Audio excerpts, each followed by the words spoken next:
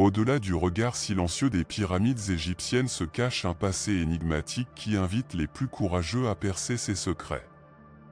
Très bientôt, nous y découvrirons quelque chose de vraiment important et de très spécial. Des efforts archéologiques récents ont mis au jour un trésor de découvertes inhabituelles, des tombes mystérieuses intactes depuis des millénaires aux artefacts énigmatiques enveloppés de mystères. Les sables de l'Égypte cachent des histoires qui remettent en question notre compréhension de l'histoire et laissent tremblants même les chercheurs les plus expérimentés.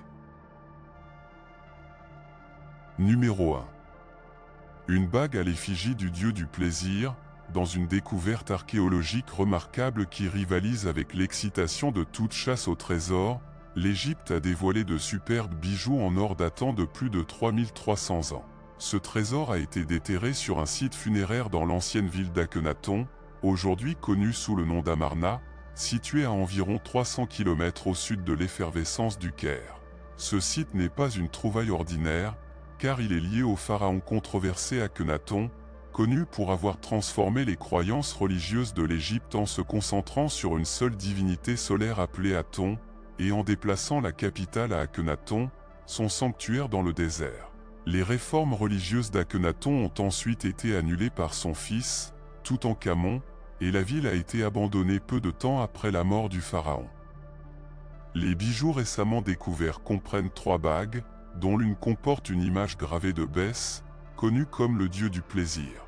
Bès, représenté comme un nain, était associé à la musique, à la fête et à la protection des femmes pendant l'accouchement.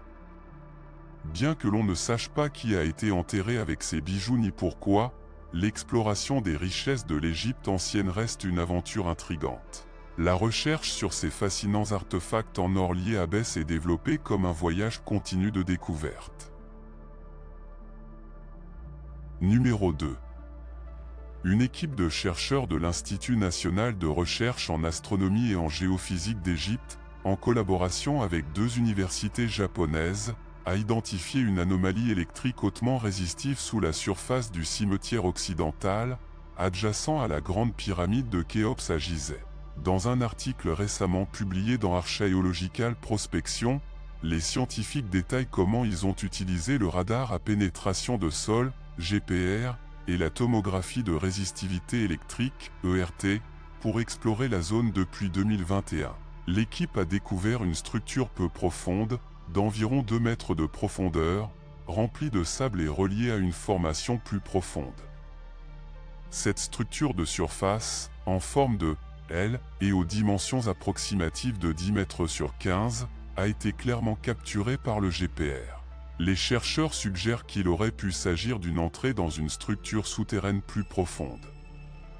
L'ERT a révélé une anomalie électrique hautement résistive dans une zone d'environ 10 mètres sur 10, située à une profondeur comprise entre 5 et 10 mètres sous la surface. Le matériau responsable de cette anomalie pourrait être un mélange de sable et de gravier, avec des vides ou des vides possibles. Bien que les chercheurs n'aient pas encore été en mesure de déterminer sa nature, ils suggèrent qu'il pourrait s'agir d'une grande structure archéologique souterraine. Ils envisagent même la possibilité que les anomalies soient liées à des parois verticales en calcaire ou à des fosses menant à une tombe. La connexion entre la structure de surface et la formation souterraine est cruciale pour comprendre son objectif. Numéro 3. Une découverte immergée sous le Nil, une mission archéologique franco-égyptienne, dirigée par le docteur Chris Crescent, a fait une importante découverte sous les eaux du Nil, à Assouan. Cette mission, qui comprend le Conseil suprême des antiquités d'Égypte et l'Université Paul Valéry de Montpellier, a mis au jour des inscriptions et des reliefs de pharaons tels qu'Amenhotep III, Thoutmose IV, Psamétique II et Aprié. La découverte a eu lieu lors d'un projet d'exploration archéologique et photographique mené entre les barrages d'Assouan et le Haut Barrage. Le docteur Mohamed Ismaël Khaled du Conseil suprême des antiquités a rapporté que l'équipe a commencé son travail sur les îles de Phila et Konosso, réussissant à documenter avec précision les inscriptions grâce à leur excellent état de conservation. Crescent a expliqué que des techniques avancées telles que la plongée, la prospection archéologique, la photographie sous-marine, la photogrammétrie et le dessin archéologique ont été utilisés pour identifier et consigner les découvertes. En outre, le docteur Islam Soleiman a mentionné que des modèles tridimensionnels des inscriptions sont en cours de création, qui seront étudiés et publiés afin d'assurer leur conservation à long terme. Les résultats préliminaires suggèrent que cette découverte pourrait fournir de nouvelles données historiques sur l'Égypte ancienne, en particulier sur la 18e dynastie et la période tardive. La mission continuera d'explorer le lit du Nil à la recherche de secrets plus submergés qui peuvent réécrire ce que nous savons de cette ancienne civilisation. Numéro 4. Le mystérieux vide à l'intérieur de la Grande Pyramide. En 2016, un groupe de chercheurs utilisant des techniques avancées de physique des particules a découvert un mystérieux vide à l'intérieur de l'emblématique Grande Pyramide de Gizeh, en Égypte. Pour ce faire, ils ont utilisé une technique appelée radiographie muonique, similaire à la prise d'une radiographie médicale, mais basée sur des particules subatomiques générées par les rayons cosmiques qui impactent l'atmosphère terrestre. Ces particules, appelées muons, peuvent traverser des matériaux solides tels que la pierre. En mesurant les zones où passe le plus de muons, les scientifiques peuvent détecter des vides ou des zones de faible densité au sein d'une structure. Grâce à cette technologie, ils ont détecté un espace en forme de couloir à l'intérieur de la pyramide, d'environ 30 mètres de long, avec une galerie de sections transversales très similaire au couloir étroit qui mène à la chambre du roi. Le but de ce passage est encore inconnu. Il pourrait s'agir d'une caractéristique structurelle conçue pour redistribuer le poids de la pyramide, ou de quelque chose d'entièrement différent. Les spéculations sur sa fonction font partie du mystère, et aussi de l'émotion suscitée par chaque nouvelle découverte dans ce monument millénaire. Numéro 5. En 1938, des archéologues ont fait une découverte extraordinaire près de Bagdad, en Irak, une série d'objets que nous connaissons aujourd'hui sous le nom de « batterie de Bagdad » et qui date de plus de 2000 ans. Bien qu'à première vue elles ressemblent à des jarres en argile ordinaire, leur intérieur cache quelque chose de particulier, un cylindre de cuivre et une barre de fer à l'intérieur. Cet artefact, qui date de la période Parthe, environ entre 250 avenue Jésus-Christ et 224 après Jésus-Christ, a attiré l'attention des historiens et des scientifiques pour une raison intrigante. S'il s'agissait vraiment d'une batterie, cela indiquerait que les civilisations anciennes avaient des connaissances rudimentaires de l'électricité bien avant sa découverte moderne. Des expériences ont montré qu'en introduisant une substance acide ou alcaline telle que du vinaigre ou du jus de citron, l'appareil pouvait générer un courant électrique similaire à une pile galvanique basique. Mais que se passerait-il si ce n'était pas une batterie? Certains chercheurs ont suggéré qu'il aurait pu être utilisé dans des techniques telles que la galvanoplastie, l'application de fines couches d'or ou d'argent sur d'autres métaux. D'autres suggèrent des utilisations cérémonielles ou même médicinales, comme une forme précoce de stimulation électrique pour soulager la douleur. Malgré toutes les théories, son but exact reste entouré de mystères. Numéro 6. Grâce à l'imagerie satellite, les scientifiques ont fait une découverte surprenante dans le désert du Sahara en Libye, plus de 100 structures fortifiées ressemblant à des châteaux, datant d'environ 2000 ans. Ces constructions sont l'œuvre de l'ancienne civilisation garamante, dont on sait très peu de choses. Cette découverte a été particulièrement précieuse pour les archéologues et les historiens. Au cours de l'exploration des ruines, des experts de l'université de Leicester ont trouvé des structures allant jusqu'à 4 mètres de haut, des restes de maisons, des pyramides funéraires et des systèmes d'irrigation complexes. Le plus choquant, c'est que cette découverte défie les chroniques romaines, qui décrivaient les Garamantes comme de simples nomades sauvages. Au lieu de cela, les ruines révèlent qu'il s'agissait d'une civilisation avancée et sédentaire, parfaitement adaptée à la vie dans un environnement désertique extrême, avec une capacité remarquable à gérer l'eau et à survivre à des sécheresses prolongées. Numéro 7. Une reine oubliée et des centaines de momies à Saqqara, à l'occasion du centenaire de la découverte de la tombe de Toutankhamon, une nouvelle découverte énigmatique a captivé les historiens et les amateurs d'histoire. Sur le site archéologique de Saqqara, près de Gizeh, une tombe non documentée contenant les restes d'une mystérieuse reine royale nommée Neit a été révélée. Mais ce n'est pas tout. À côté de la pyramide de la reine Neit, une impressionnante collection de plus de 300 cercueils et momies, appartenant au Nouvel Empire, a été mise au jour. Chaque cercueil richement décoré présente des traits faciaux uniques qui ont permis aux archéologues de distinguer les hommes et les femmes. À l'intérieur, on a trouvé des dessins anciens et un spectaculaire masque en or appartenant à une femme inconnue. Non seulement cette découverte a mis en lumière une reine oubliée de l'histoire, mais elle a également changé notre compréhension de l'Égypte ancienne. Parmi les objets trouvés se trouvaient des jeux, des figurines et des outils qui offrent des indices sur ce que les Égyptiens pensaient de la vie, de la mort et de l'au-delà. Le tombeau de la reine Neit reste une énigme, pleine d'éléments fascinants et d'inconnus à résoudre. Les archéologues continuent d'étudier ces découvertes, dans l'espoir d'apporter un nouvel éclairage sur l'une des civilisations les plus captivantes de l'histoire. Numéro 8. La tristement célèbre « malédiction des pharaons » reste une croyance inquiétante, profondément enracinée dans l'imaginaire qui entoure l'Égypte ancienne. Selon ce récit glaçant, toute âme audacieuse qui ose déranger les tombes sacrées des pharaons fera face à des conséquences désastreuses. Une malédiction effrayante qui transcende le temps et l'espace. Les origines de cette légende remontent au début du XXe siècle, plus précisément en 1922, lorsque l'archéologue britannique Howard Carter a découvert la tombe du pharaon Toutankhamon. Cet événement historique a provoqué une agitation mondiale, mais c'était aussi le début d'une série de rumeurs troublantes. Peu de temps après la découverte, des histoires ont commencé à circuler sur des morts étranges, des maladies inexpliquées et des tragédies qui ont affecté ceux qui ont participé aux fouilles. Cela a alimenté l'idée qu'une malédiction avait été déclenchée en profanant le tombeau royal. Les anciens Égyptiens croyaient fermement que leurs pharaons, même après leur mort, conservaient le pouvoir de punir ceux qui interféraient avec leur repos éternel.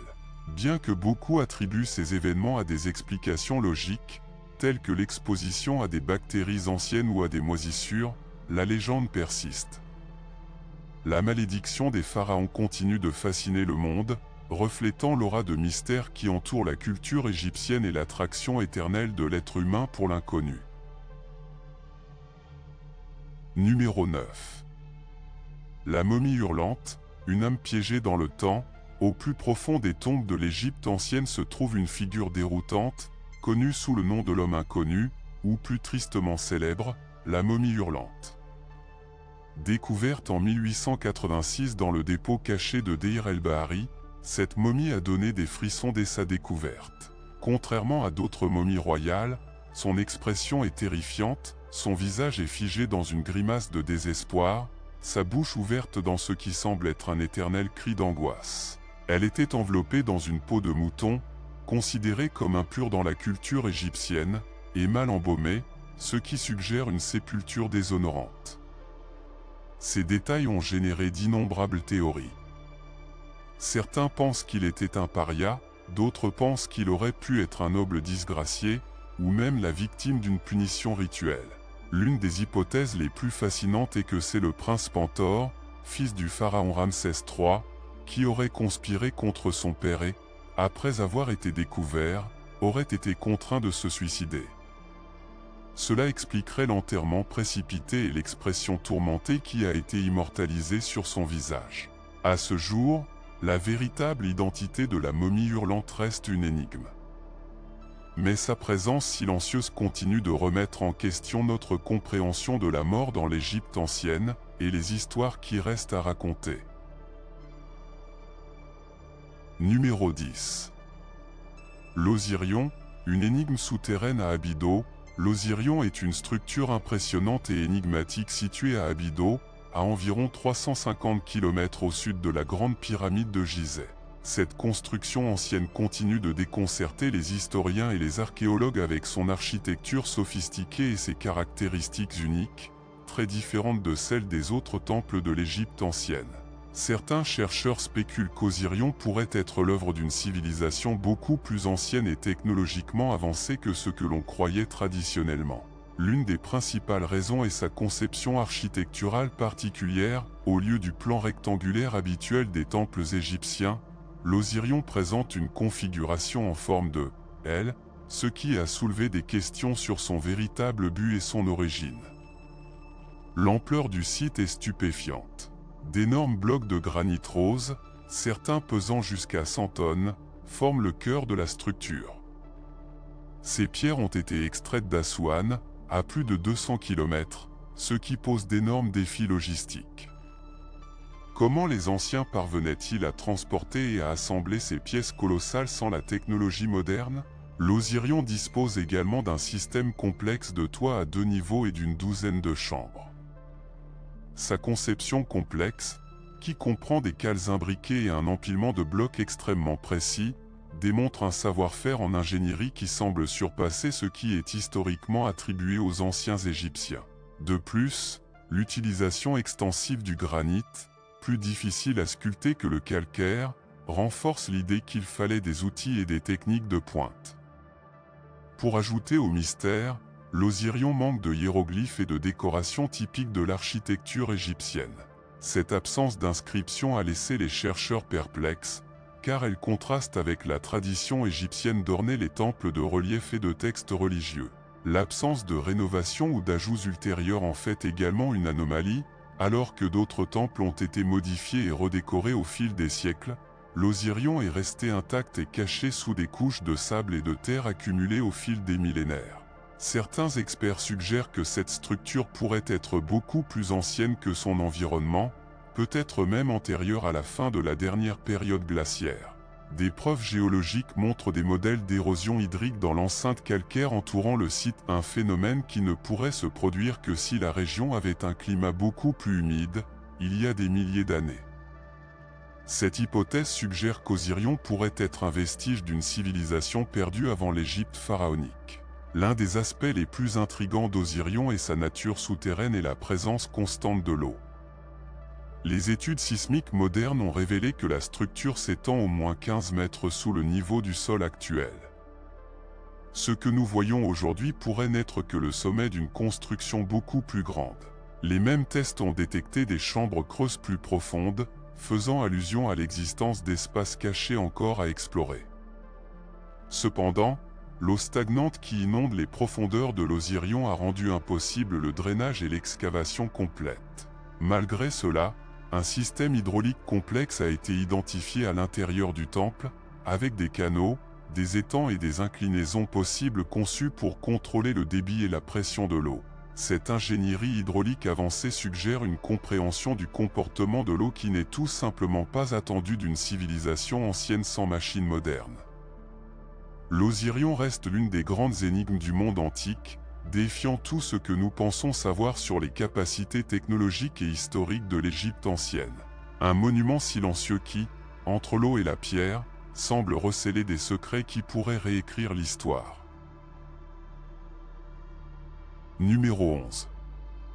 L'énigmatique avion de Saqqara. En 1898, des archéologues fouillant à Saqqara, en Égypte, ont découvert une tombe attribuée à un homme nommé Pehadi Imen. Parmi les objets funéraires typiques poteries, outils et effets personnels se trouvait quelque chose qui intriguait tout le monde, une petite maquette d'oiseau, soigneusement placée parmi ses biens. À première vue, il ressemblait à un autre objet de décoration, mais lorsque vous l'analysez de près, il a attiré votre attention. Il mesurait un peu plus de 17 cm d'envergure et ne pesait que 39 grammes. Ce qui est curieux, c'est qu'il n'avait pas de pattes et que ses ailes étaient déployées horizontalement, comme s'il était en plein vol, au lieu d'être replié vers le corps comme dans d'autres modèles égyptiens d'oiseaux. De plus, la queue était tournée à 90 degrés, comme un stabilisateur vertical moderne. L'objet a été conservé dans une vitrine sans autre cérémonie pendant plus de 70 ans, jusqu'à ce qu'en 1969, le docteur Khalil Messia, professeur d'anatomie et membre de plusieurs clubs aéronautiques, le redécouvre et propose une hypothèse audacieuse. Il ne s'agissait pas simplement d'un oiseau, mais d'une maquette d'un planeur ancien. Messias a souligné sa symétrie presque parfaite, la forme aérodynamique des ailes et la queue verticale comme preuve possible de sa fonction aérodynamique. Il a même fait valoir que l'absence de peinture aurait pu être une décision de réduire le poids. Bien que le modèle n'ait pas de stabilisateur horizontal, Messias a émis l'hypothèse que la conception pourrait représenter un type d'avion à l'échelle, et a poursuivi en suggérant que les anciens Égyptiens auraient pu avoir une connaissance rudimentaire des principes aéronautiques. Naturellement, la communauté scientifique a accueilli ces affirmations avec scepticisme. Il n'y a aucune preuve directe que les Égyptiens aient développé la technologie du vol, et la plupart considèrent le soi-disant « oiseau de Saqqara » comme un simple jouet, un artefact cérémoniel ou un objet symbolique. Cependant, la conception reste inhabituellement avancée pour son époque. La possibilité qu'il contienne des principes d'aérodynamique des milliers d'années avant l'invention de l'avion moderne maintient le débat en vie. Était-ce vraiment juste un jouet ? Ou un indice oublié d'un savoir ancien plus sophistiqué que nous ne l'imaginons, le « plan de Saqqara », comme on l'appelle aujourd'hui, continue de remettre en question nos idées sur les limites de la connaissance technologique dans les civilisations anciennes. Un petit objet en bois qui pourrait cacher un grand secret du passé. Numéro 12.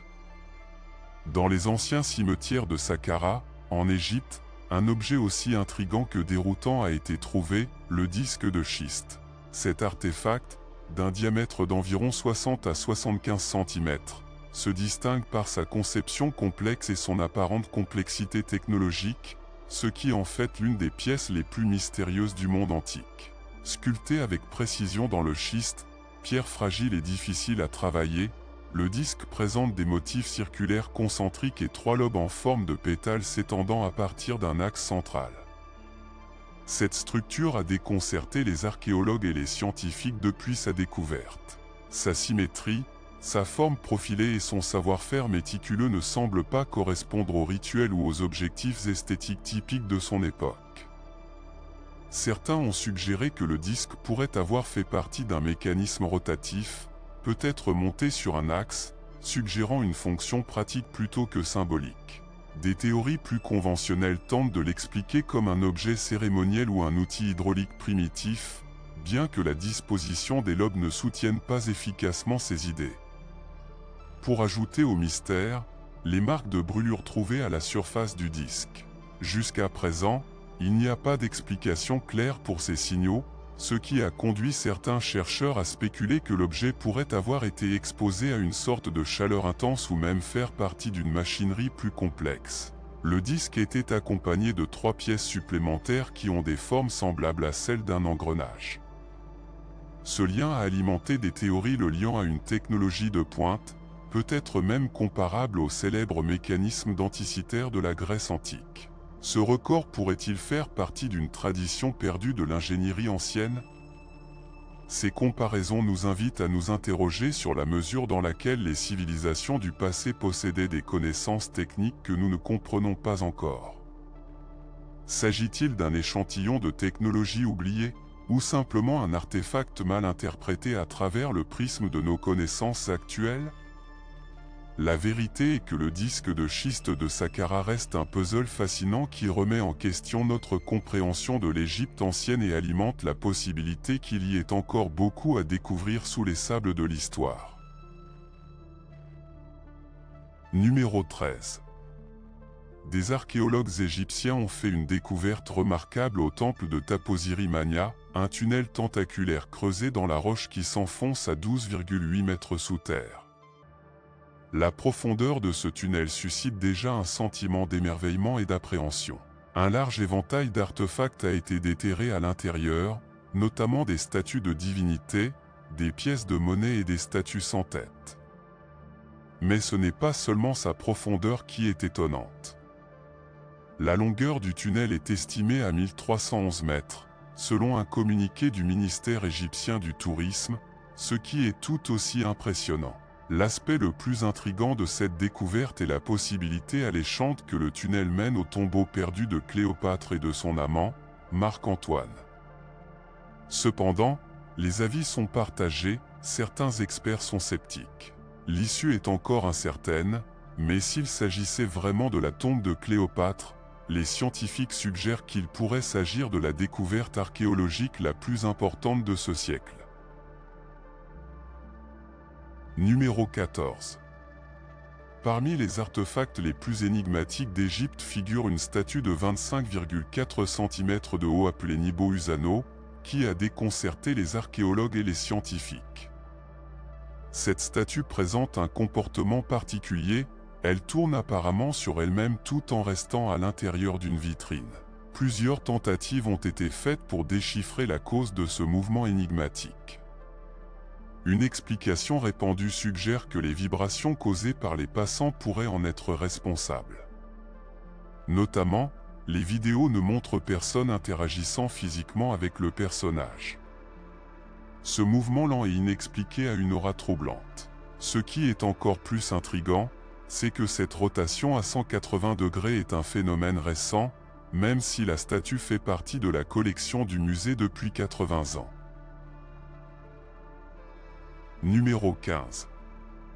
En 2018, une découverte fascinante a jeté un nouvel éclairage sur la remarquable capacité de la Grande Pyramide de Gizeh à concentrer l'énergie électromagnétique dans ses chambres internes et à sa base. Les scientifiques ont mené une étude méticuleuse à l'aide de modèles pour analyser comment les champs électromagnétiques sont distribués à l'intérieur de la pyramide et comment les ondes électriques interagissent à l'intérieur de celle-ci. Grâce à ces recherches, ils ont découvert la capacité unique de la pyramide à concentrer l'énergie électromagnétique dans ses chambres cachées. Ces chambres énigmatiques abritent les restes du pharaon Khéops, Khufu, et une chambre supplémentaire destinée à sa reine. L'analyse a révélé l'extraordinaire capacité de la pyramide à amplifier l'énergie électromagnétique à l'intérieur de ses chambres intérieures, offrant de nouvelles perspectives sur les dimensions mystérieuses qui les entourent.